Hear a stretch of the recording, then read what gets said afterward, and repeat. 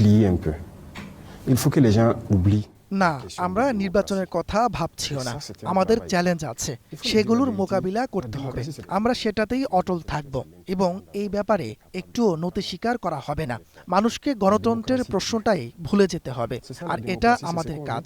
তাদের সত্যটা বলা যে গণতন্ত্র আমাদের জন্য নয়, গণতন্ত্র মৃত্যুর জন্য দায়ী। আর এটাই গণতন্ত্রের বাস্তবতা। আমরা কি সেটাই চাই?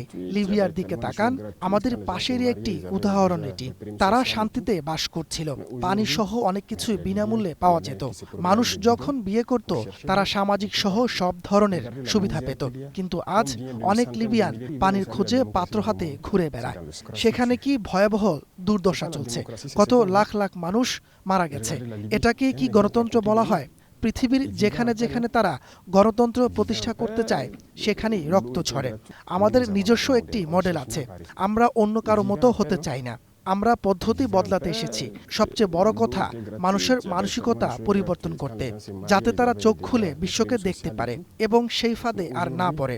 অনেকেই বলে গণতন্ত্র মানেই দাসত্ব।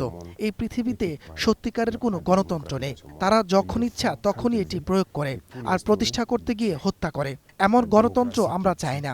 আল্লাহ আমাদের এ থেকে রক্ষা করুন। আমরা পুনর্গঠন ও বিপ্লবের দিকে মনোযোগ দিতে চাই, আর এটাই উন্নয়নের একমাত্র পথ। Seule voie pour se développer.